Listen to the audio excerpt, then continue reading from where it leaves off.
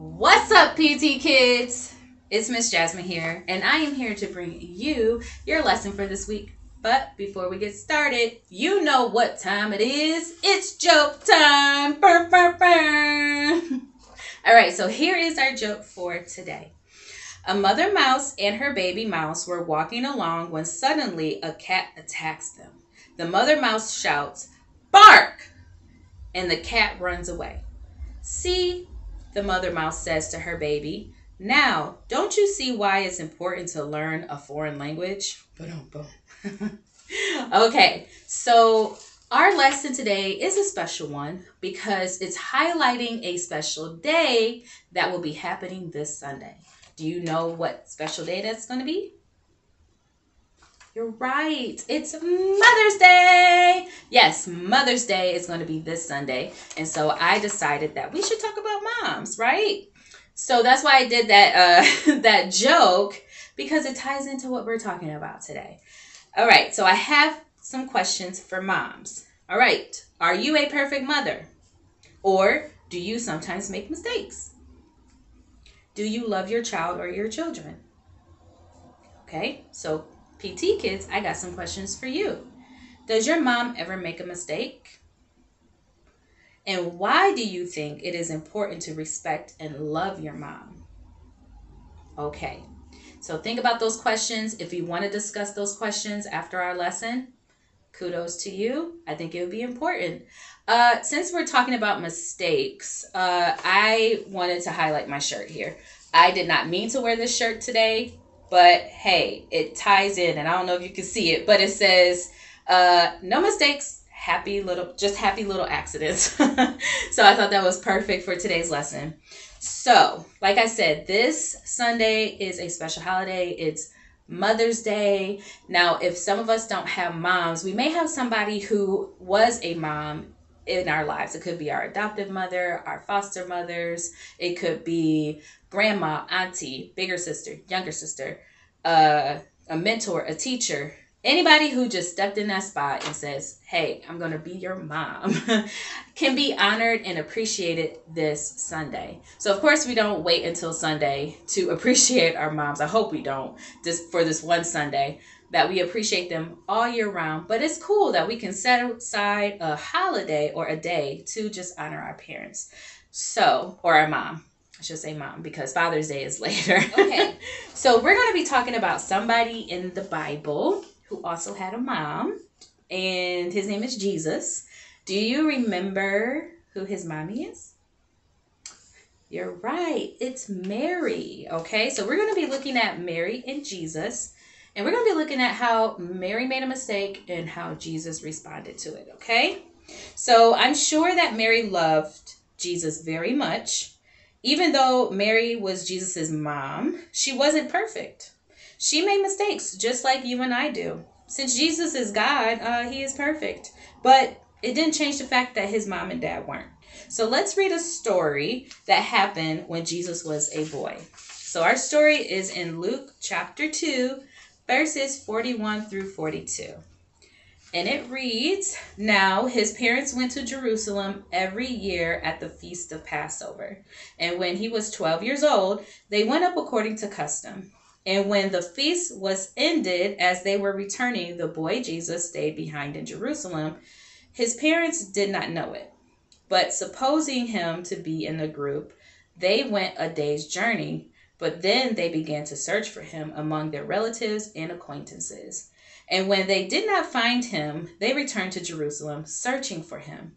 After 3 days, they found him in the temple, sitting among the teachers, listening to them and asking them questions. And all who heard him were amazed at his understanding and his answers. And when his parents saw him, they were astonished. And his mother said to him, 'Son, why have you treated us so? Behold, your father and I have been searching for you in great distress.' And he said to them, 'Why were you looking for me? Did you not know that I must be in my father's house?'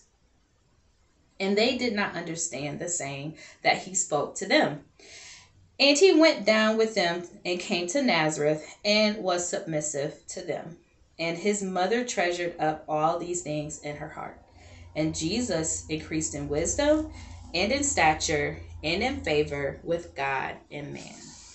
All right, so we're going to break down our story. We're going to understand, we're going to learn about and understand Mary's mistake and how Jesus responded to Mary's mistake. Okay, so like I said, our first point, Mary and Joseph, they made a mistake. What was their mistake? Yeah, they left Jesus. They did the Passover. They're around family and friends and acquaintances. And they're like, all right, y'all, let's pack up and go. And they left and they thought that Jesus was amongst everybody. And then they realized he wasn't and they had to go back. So, yeah, I'm sure if you have ever experienced it, or even if you haven't, it probably feels terrible to feel forgotten. It probably feels terrible to feel left. But I would say this to you. It is a lot to be a parent. It is a lot of responsibility, and you have to remember a lot of things. And sometimes, hey, you get caught up in what you're doing and you leave somebody behind.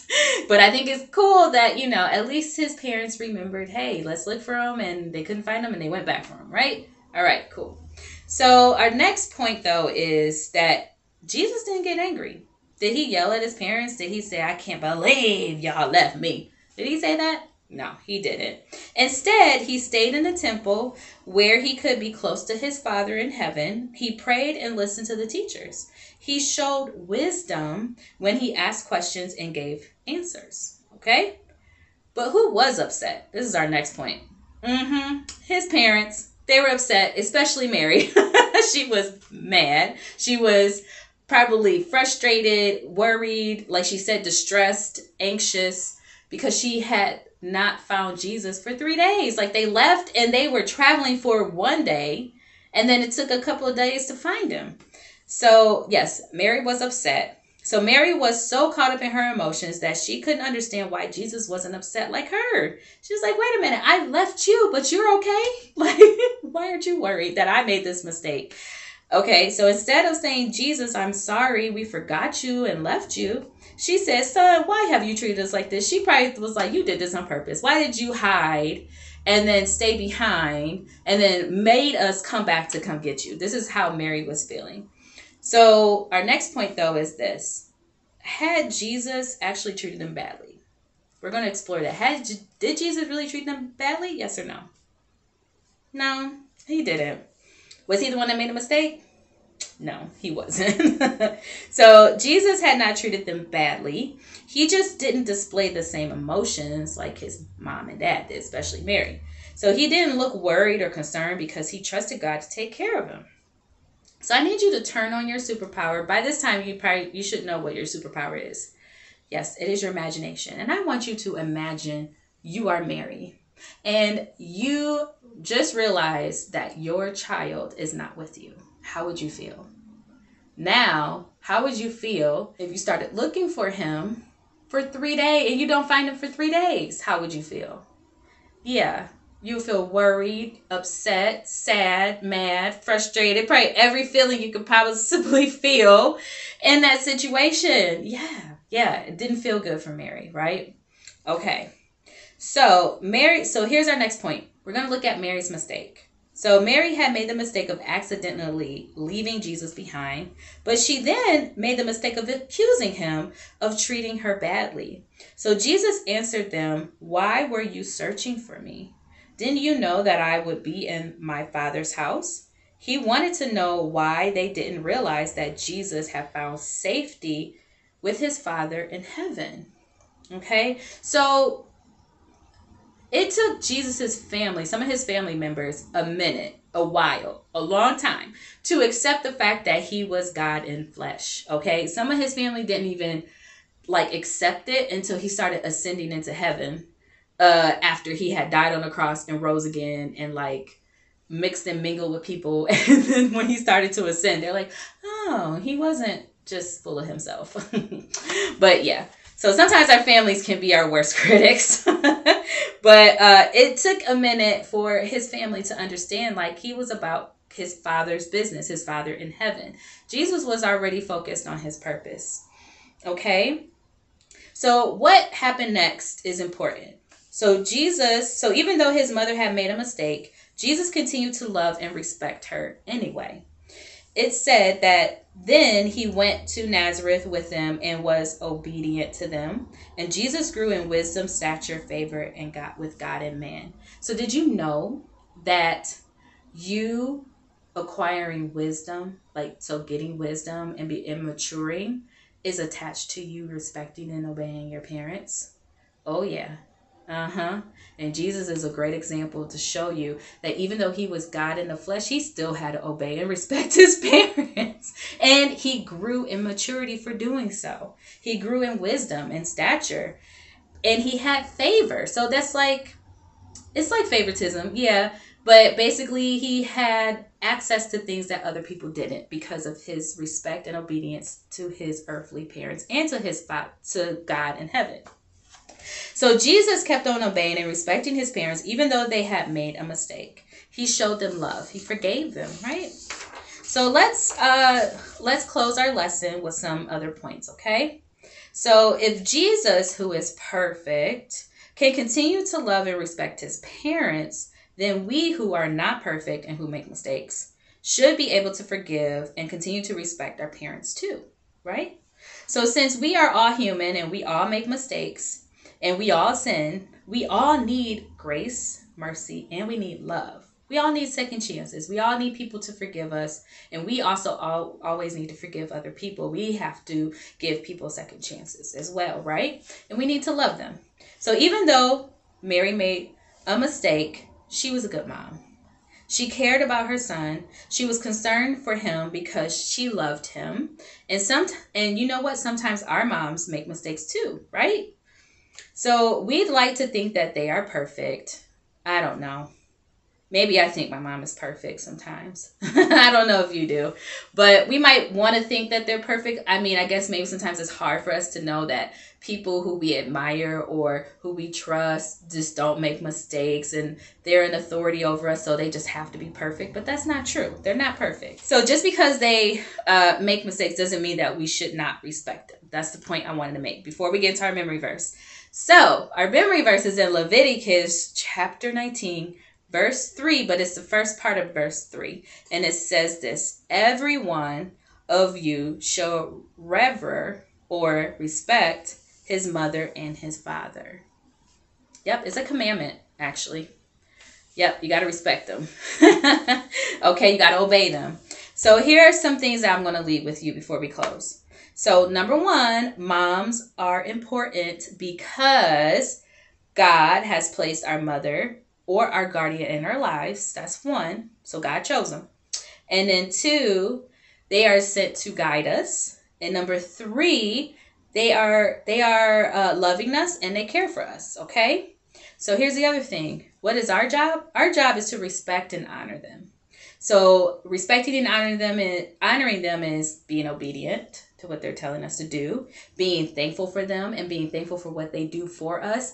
There's a lot of things that moms do for us that we don't even know, right? If you're laying down in bed and don't have to worry about your meal the next day or what you're going to wear the next day, or if you're going to take a shower or what you're going to eat the next day, thank your mama, okay? That's mama, okay? And then of course, it's daddy too, but we're talking about mamas right now. So it's mama. And then also we honor and respect them by forgiving them. Yeah, we got to forgive them because sometimes, hey, we're like, Ma, I'm mad at you, but we have to forgive them. So here's another thing. It may not be easy to respect or be obedient at times, but God can help us. We always talk about we need God's help, right? So here's how God can help us. First, we need to pray. And for God to give us understanding and wisdom in the situations when we don't feel like respecting our parents, okay? And number two is that you have to know that mom may say no. And you need to respect mom's no. And here's why. Mom could be saying no to protect you from yourself, so a decision that could hurt you, or from someone else, so a decision that you're trying to make that could put you in harm's way for somebody else to hurt you, or maybe something that you just don't need right now that you're not mature enough for yet. Those could be some reasons why mom has said no. But regardless of what her reasons are, respect her no, okay? It's teaching you boundaries and good way of how to have healthy relationships with other people. So your friends, your teachers, other people that's outside of your family. Respecting your mom's no will help you have better friendships and healthier relationships. Okay? All right. So like I said, we need God's help. We say it every single time we have a lesson. At the end of our lessons, we say this. So if you know you need God's help to honor and respect your parents, but you have not said the prayer of salvation, today is your day. Okay? So you need Jesus to come into your life so that you can be saved. And we're going to say not a verse. We're going to say a prayer together. And once you've said that prayer with us and you repeat after us, you are saved. That's it. You're saved. Okay? So repeat after me. Dear Jesus, I am a sinner. Please forgive me. I believe you died and rose again. Come into my heart and be my Lord and Savior. In your name I pray. Amen. All right, PT kids, I enjoyed you, and I'm so sad. Our time is coming to an end, but don't worry. We have another lesson for next week. But until then, I will see y'all next time. Bye.